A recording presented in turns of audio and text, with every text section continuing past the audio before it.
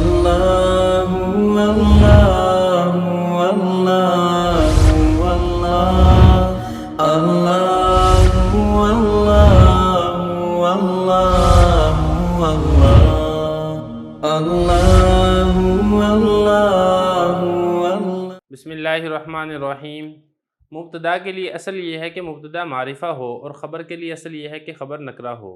لیکن ہم نے یہاں پر یہ بھی پڑھا تھا کہ مبتدا اگر نکرہ ہو اور اس میں کسی نہ کسی طریقے سے تخصیص پیدا ہو جائے تو اس کا مبتدا بنانا یہ درست ہے۔ 3 مثالیں ہم نے پڑھ لی تھی کہ نکرہ اسم ہے، اس میں تخصیص ہوئی جس کی وجہ سے وہ مبتدا بن گیا۔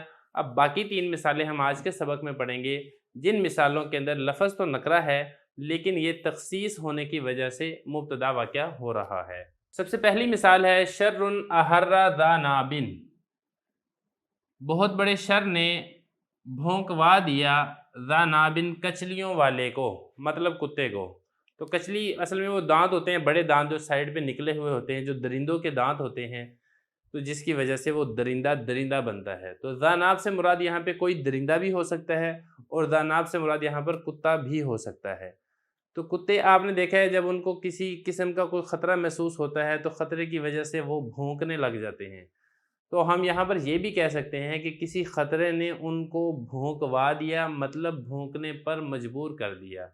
اب یہاں پر شر کا لفظ آپ نے دیکھنا ہے کہ یہ مبتدا ہے اور نکرہ ہے، کیونکہ شر ہر قسم کے شر کو شر کہا جاتا ہے۔ یہاں پر کوئی مخصوص شر مراد نہیں ہے، تو شر نکرہ ہے، لیکن نکرہ ہونے کے باوجود یہاں پر یہ مبتدا واقع ہو رہا ہے۔ اس کی وجہ کیا ہے؟ اس کی وجہ یہاں پر یہ ہے کہ اصل میں اس کی صفت محذوف ہے، شر عظیم۔ بہت بڑے شر نے کتے کو بھونکنے پر مجبور کر دیا۔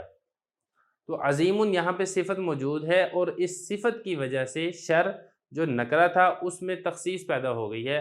اب ہر قسم کا شر مراد نہیں ہے، بلکہ عظیم یعنی بڑا شر ہی مراد ہے۔ تو یہاں پہ سوال یہ پیدا ہوتا ہے کہ عظیم تو یہاں پہ لکھا ہوا نظر نہیں آ رہا، تو ہم نے عظیم کیسے محذوف صفت نکالی ہے؟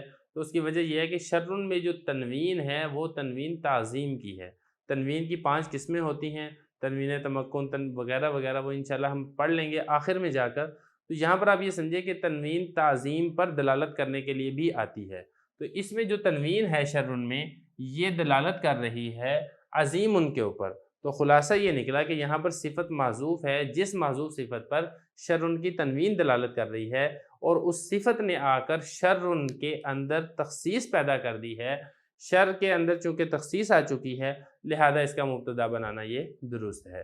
یہ ہوگی ہماری پہلی مثال، شر احر ذا ناب۔ دوسری مثال ہے فی الدار رجل۔ اس کی آپ سب سے پہلے ترکیب دیکھ لیں۔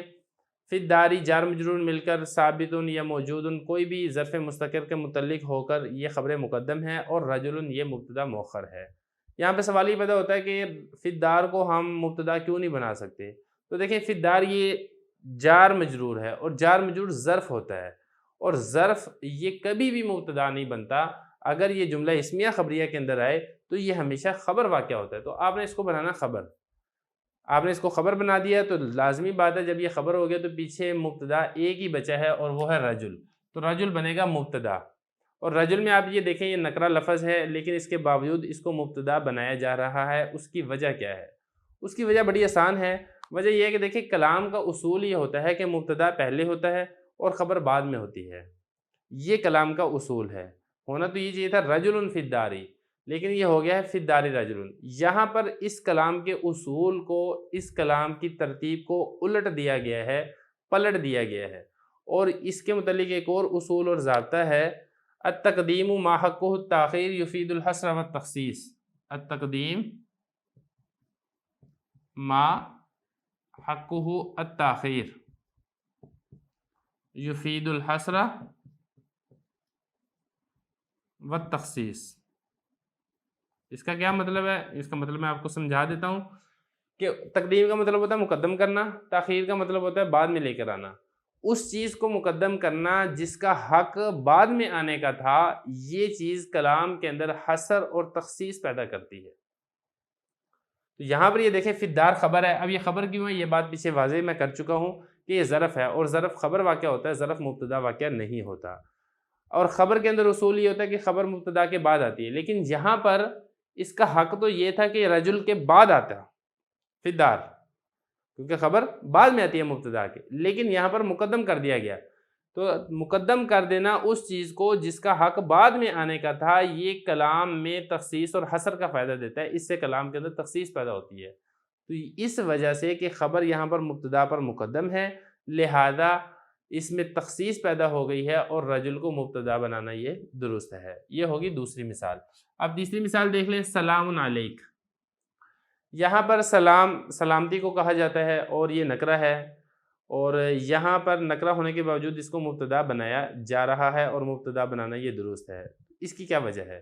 اس کی وجہ یہاں پر یہ ہے کہ دیکھیں یہاں پہ سلام سے مراد ہر قسم کا سلام نہیں ہے، بلکہ اس سلام سے مراد وہ خاص سلام ہے جو بات کہنے والا اپنے مخاطب کے اوپر سلامتی پیش کر رہا ہے۔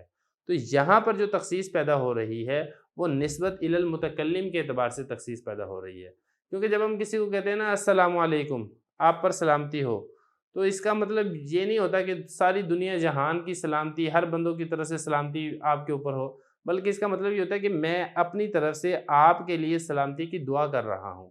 تو اس میں اصل میں ہوتا ہے سلامی علیکہ، میرا سلام ہو آپ کی طرف۔ تو متکلم کی طرف نسبت ہوتی ہے، جس نسبت کی وجہ سے اس میں تخصیص پیدا ہو جاتی ہے کہ ہر بندے کا سلام یہاں پہ مراد نہیں ہوتا، بلکہ خاص کلام کرنے والے کا سلام مراد ہوتا ہے۔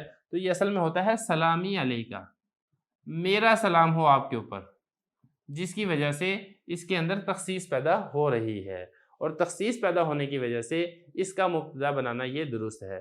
تو سارے اسباق کا خلاصہ یہ نکلا کہ مبتدا اصل میں معرفہ ہوتا ہے اور خبر نکرہ ہوتی ہے، لیکن اگر مبتدا میں کسی نہ کسی اعتبار سے تخصیص پیدا ہو جائے اور وہ نکرہ ہو تو اس نکرہ کا بھی مبتدا بنانا یہ درست ہوگا۔